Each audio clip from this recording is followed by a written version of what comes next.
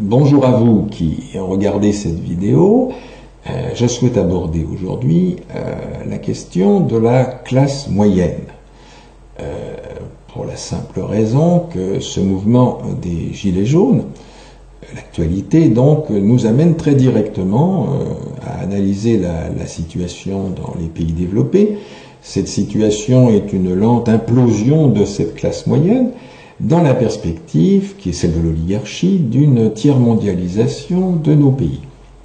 Alors il est bientôt 16h30. Alors, aborder la question de la classe moyenne, c'est d'emblée s'exposer à des critiques de la part des spécialistes des sciences sociales. Les sociologues, les économistes, les démographes vont tout de suite réagir en disant mais vous évoquez des classes moyennes, mais c'est une notion incorrecte, il faudrait parler de couches moyennes. D'autre part, ils vont dire ce sont des ensembles flous, très hétérogènes. Bon, ces questions qu'il faut bien entendu analyser, il faut entendre les spécialistes en exposer le fond. Il y a des rayons entiers de bibliothèques consacrés à ces diverses questions. Inutile de dire que les sciences sociales sont l'objet de très nombreux emplois parmi les chercheurs, les enseignants-chercheurs, un certain nombre de fonctionnaires de différents instituts, soit l'INSEE, les universités, enfin bon. Il y a énormément de personnes qui se penchent sur ces questions et qui peuvent bien entendu, sur ces sujets, dire des choses beaucoup plus précises. Ce qui peut nous intéresser, c'est une analyse assez approchée, utilisant justement le fait que dans les sciences sociales, eh bien, on a affaire à des ensembles flous. C'est peut-être critiquable de bien des points de vue, mais ça permet d'avoir une vue synthétique qui, après tout, peut être suffisante dans bien des cas. Alors j'ai préparé un petit schéma très simple qui permet de peut-être voir un petit peu ce dont il s'agit, parce que là il y a quand même un certain nombre de notions qui restent floues. Alors ce qu'on appelle l'oligarchie, l'oligarchie c'est une personne par million, c'est-à-dire qu'en France ça fait quelques 60 personnes, ils ont une cinquantaine de personnes. Au niveau de la planète, ça fait quelques milliers de personnes, et cette oligarchie a la particularité d'être discrète, c'est-à-dire que leur principal souci, c'est d'échapper au regard des autres. Ils se cachent, ils cherchent à, non pas se dissimuler de manière maniaque, mais ils ne cherchent pas à passer dans les médias ou à se faire voir. C'est quelque chose qui les ennuie beaucoup. Et puis, si vous les rencontrez, là c'est un peu par hasard. Vous pouvez en rencontrer comme ça, comme voisin de table dans un restaurant. Par exemple en Suisse, vous voyez, on parle de l'Europe. Ou bien dans un hall d'hôtel, par exemple aux États-Unis. Mais bon, c'est quelque chose d'assez marginal. Vous n'en rencontrez pas souvent. Par contre, vous rencontrez assez facilement des membres de la classe dirigeante qui sont juste au-dessous. Alors eux représentent à peu près 1/1000 de l'effectif de la population. On y trouve la classe politique, bien entendu, c'est-à-dire des élus, enfin des grands élus, pas le maire d'une commune de 500 habitants, bien entendu, des grands élus, qui sont connus. Eux, au contraire, alors apparaissent dans les médias volontiers. On y trouve également des intellectuels médiatiques. Eux aussi, ils sont toujours, au contraire, à rechercher la médiatisation. Un peu dans cette mission qui est la leur de faire écran à l'oligarchie, justement, pour qu'on ait l'impression, qu'on ait le sentiment que ce sont eux qui mènent la danse. Ces intellectuels médiatiques sont associés à des journalistes plus ou moins célèbres qui vont eux aussi participer de cette classe sociale. Alors, j'appelle ça une classe sociale, il y en a qui vont dire c'est une couche sociale, tout ça est très flou. Ça représente une personne sur 1000. Et puis après, il y a les 1%, à peu près 1%, on ne va pas chercher à voir les choses précisément, qu'on appelle la classe supérieure. La classe supérieure, ce sont ceux auxquels on a affaire assez régulièrement, ce sont des petits patrons, ce sont des professions libérales. Bon, ils ont une mission qui est celle d'encadrer cette classe moyenne à laquelle ils appartiennent en gros. Ils font partie de la classe moyenne, mais ils occupent la partie supérieure de cette classe moyenne, cette classe dirigeante, c'est constituée par des cadres, des cadres qui dirigent un assez grand nombre de personnes, dans le public, dans le privé. Alors eux, évidemment, on les rencontre assez souvent. Alors ils ne sont pas forcément, ils ne souhaitent pas forcément être médiatisés. Ils vont être interviewés de temps en temps quand il y a un problème, ou quand leur expertise sera sollicitée parce qu'ils travaillent sur tel ou tel dossier. Mais eux, on les rencontre, effectivement, on les voit de temps en temps. Bon, si on est dans une organisation, si on travaille dans une organisation, il faut prendre rendez-vous, mais bon, ça se fait dans la journée. Il y a un problème ponctuel, même des fois, il va se promener. Ce membre de la classe supérieure va se promener. Quand vous allez dans... on peut pas ranger les médecins et les avocats dans cette classe. Ce sont des missions de contrôle social. Ils ont cette mission de contrôle social et ils reçoivent des consignes depuis les classes dirigeantes qui ont une feuille de route et un programme à respecter. La feuille de route, le programme, ça leur est transmis par l'oligarchie, mais de manière discrète. Alors maintenant, bien sûr, il y a les SMS, etc. Il y a différents messagers qui peuvent transmettre ces choses, mais bon, c'est quelque chose qui est assez peu documenté, on comprend pourquoi. Et puis, il y a les pauvres. Alors les pauvres, ce sont ceux qui vont se trouver à l'écart de cette classe moyenne. Alors est-ce qu'on peut donner une idée chiffrée, parce que c'est souvent ce que les gens attendent, ils s'intéressent, c'est tout à fait normal, à un paramétrage de cette notion de classe sociale. Alors c'est très difficile parce que ce sont des ensembles flous, donc on ne peut que donner des approximations. Disons que entre les pauvres et la classe moyenne se situerait autour de 1 000 € par mois pour la classe moyenne inférieure, comme pour une personne. Quant aux classes supérieures, elles tourneraient autour de 10 000 € par mois, ou un peu plus, un peu moins. Alors, il y a des professions libérales, il y a des patrons de PME, il y a des gens qui peuvent même gagner un peu plus, mais qui n'auront pas la mission globale de pilotage de la société. Par contre, la classe dirigeante, elle, donne l'illusion d'avoir en main les leviers de commande. En réalité, c'est faux. Elles ne font que transmettre avec force communication. Elles se contentent de transmettre les directives de l'oligarchie, laquelle est totalement en arrière-plan et totalement à l'écart de tout ça. Alors, c'est sans intérêt de regarder. Alors, de temps en temps, l'anecdote amène... disons, le patrimoine d'un élu. Donc on voit la classe dirigeante située au-dessus des 10 000 € par mois. Donc ça, c'est assez clair, mais ça n'a pas grand intérêt. Le patrimoine de l'oligarchie, c'est un petit peu plus intéressant quand on sait que, ils vont posséder à quelques dizaines la moitié de la richesse mondiale, par exemple. Ça a un caractère anecdotique, mais ça n'a pas grand sens, parce que finalement, l'important n'est pas tellement à ce niveau-là le patrimoine ou le revenu, tout cela n'a absolument aucune espèce d'importance. Ce qui compte, c'est uniquement le pouvoir. C'est-à-dire que ce que les manifestants d'aujourd'hui interpellent, c'est la possibilité qu'ils pourraient avoir de reprendre leurs affaires en main, c'est-à-dire de déposséder cette oligarchie, qui est très mystérieuse, de cette espèce de pouvoir totalement discrétionnaire, et aujourd'hui un pouvoir très inquiétant. Pourquoi ce pouvoir est-il inquiétant?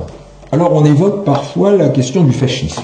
Alors c'est une question qui est datée, ça fait penser à Mussolini, plus généralement ça fait penser à des systèmes totalitaires, on peut penser au XXe siècle, les exemples n'ont pas manqué. Mais ceux qui combattent ce fascisme à la mode du XXe siècle se trompent de cible. On peut dire qu'ils sont en retard d'une bataille, voire de plusieurs.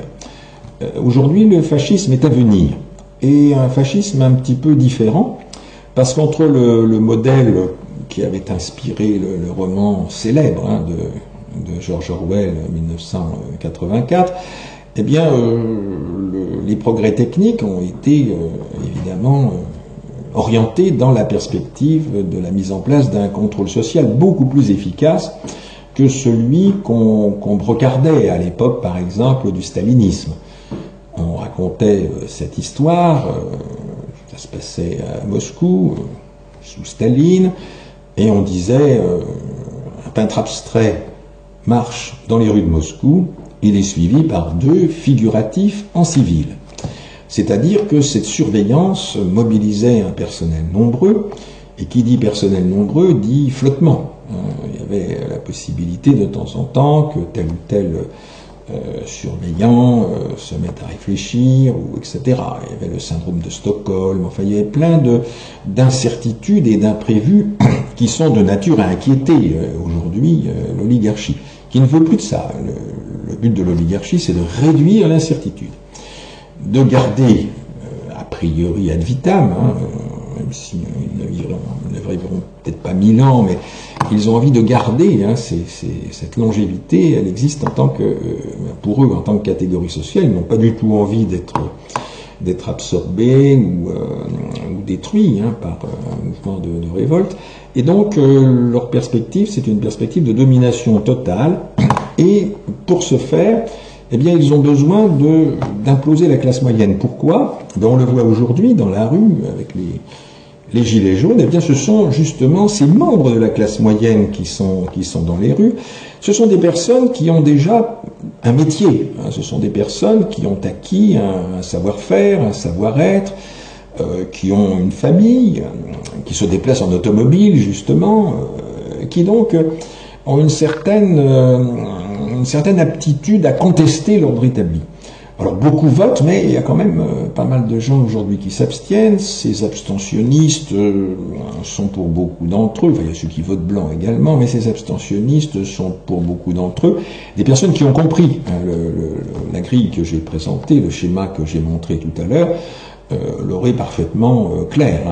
Ils savent à peu près comment tout ça tourne. Ils ont même une vision beaucoup plus détaillée que celle que j'ai présentée. Et donc, certaines personnes sont politiquement engagées ou ont simplement au quotidien à faire vivre leur famille, à se poser des questions en ce qui concerne le niveau des prix, en ce qui concerne le cheminement des denrées, la politique de santé, l'accueil des personnes âgées. Enfin, il y a tout un ensemble de phénomènes qui leur sont parfaitement clairs. Et ils se sentent, à juste titre, disons, légitimes à descendre avec des gilets pour protester contre cet arbitraire, contre cette espèce de menace assez diffuse qu'ils sentent. Alors de quelle menace s'agit-il? Ben, il s'agit du fascisme, effectivement, mais du fascisme du XXIe siècle. Ça n'a rien à voir avec le modèle dictatorial que le XXe siècle a produit, et c'est quelque chose de nouveau et de très très inquiétant. Alors j'ai un autre schéma qui montre un petit peu ce qu'il en est. Bon. Vous auriez dans ce nouveau fascisme, vous n'auriez plus de classe moyenne. La classe moyenne pourrait très bien avoir disparu. Pourquoi?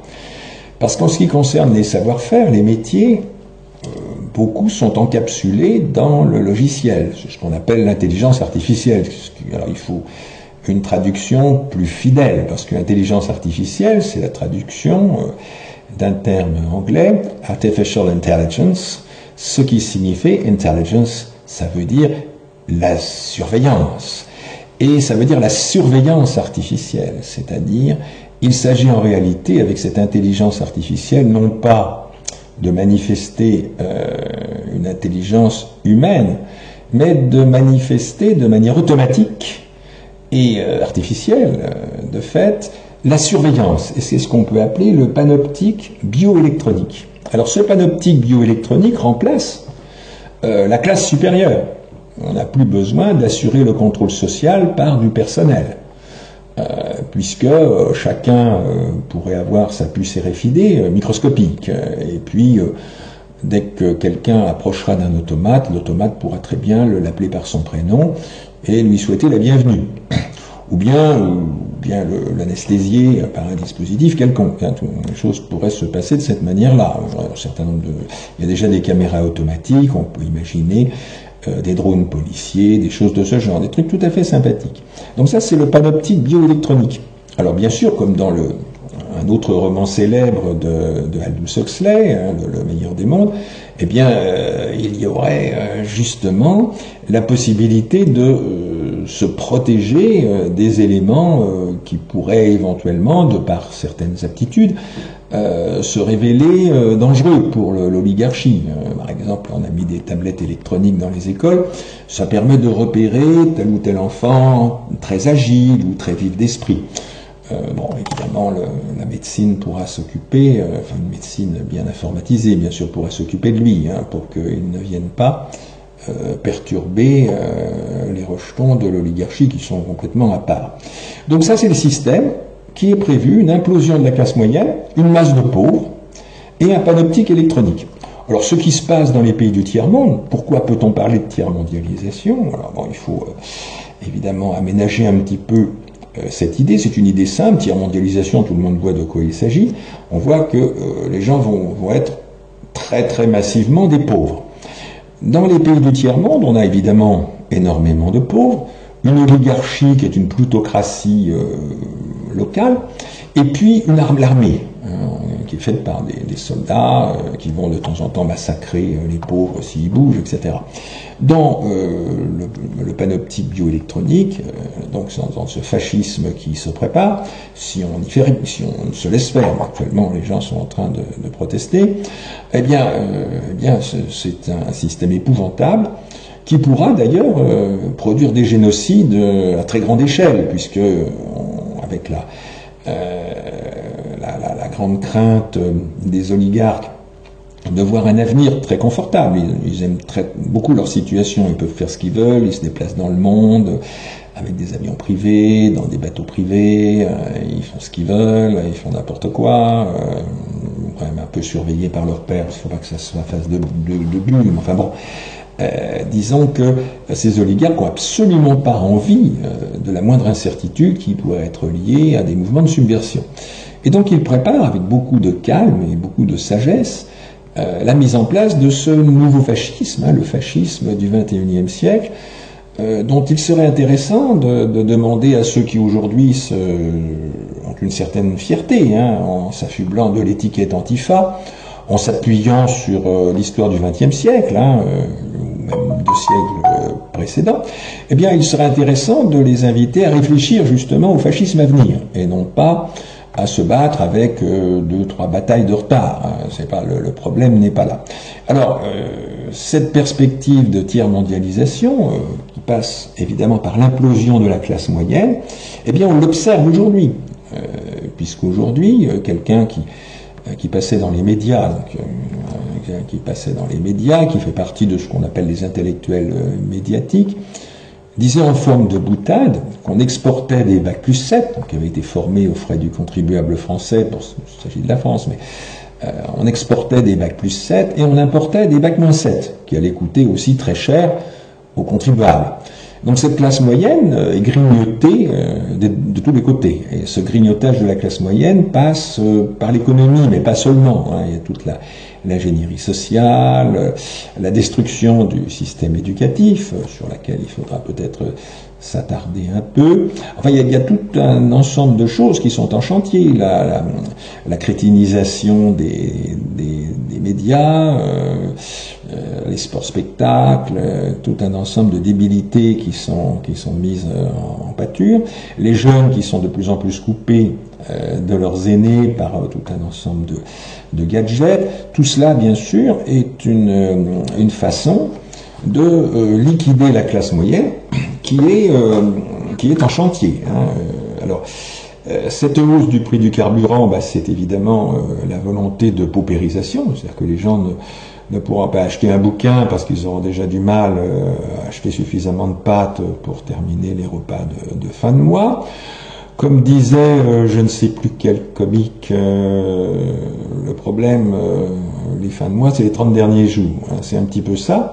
C'est-à-dire qu'on a des classes moyennes qui sont de plus en plus pauvres. Alors ce sont des gens qui ont des métiers, qui sont par exemple secrétaires, qui sont ouvriers, qui sont des gens qui ont des formations, qui ont des savoir-faire, qui vivent dans des sociétés. Et là, ce que l'oligarchie veut éviter, c'est qu'ils puissent se déplacer, parce qu'il est bien évident que les personnes qui ne peuvent pas se payer 1 litre de diesel à 1,50 € auront beaucoup de mal à acheter une voiture à 150 000 €. Ça va pas être facile. En plus, cette voiture électrique qui va polluer dans sa fabrication et dans son fonctionnement, qui va polluer tout autant qu'un diesel, différemment. C'est vrai qu'on aura davantage de particules radioactives émises par les centrales nucléaires et moins de particules fines de carbone. Bon, ça c'est clair. Mais le diesel, on avait pendant longtemps incité les gens à l'utiliser. Pourquoi? Eh bien, les pétroliers, l'industrie pétrolière, avaient observé de façon très simple qu'il était beaucoup moins coûteux de fabriquer 1 litre de gazole ou 1 litre de kérosène qu'un litre d'essence. Le litre d'essence, c'est un raffinage supérieur, et donc ça revenait plus cher de fabriquer de l'essence que de fabriquer du gazole. Donc on a dit aux gens, écoutez, roulez en diesel, roulez en diesel. Alors, les pétroliers devaient quand même avoir un coût nettement supérieur pour l'essence, parce que le diesel consomme moins. Alors, du point de vue de la production de dioxyde de carbone, c'est un sujet qui revient régulièrement, du point de vue de la production de dioxyde de carbone, le diesel est mieux que l'essence. Si vous avez un véhicule à essence, même si c'est pas une voiture de sport, même si elle est assez récente, elle va vous faire quand même du 7-8 litres par 100 km. Un diesel à 4-5, sur une petite diesel, vous y arrivez. Bon. Alors, bien entendu, cet acharnement du pouvoir sur le chauffeur, le conducteur automobile qui circule avec son petit diesel, se garde bien d'évoquer la division internationale du travail, le fait qu'on transporte à travers la planète sur d'immenses cargos porte-containers, qu'on transporte des marchandises du bout du monde à un autre, et eux, ils polluent énormément. Si vous avez la possibilité de voir circuler ces porte-containers dans l'océan, vous verrez que ça pollue beaucoup, beaucoup. C'est-à-dire que quand on cherche des noises à un automobiliste qui roule avec son petit diesel de moins de 2 litres, c'est à la limite de l'obscénité, bien sûr.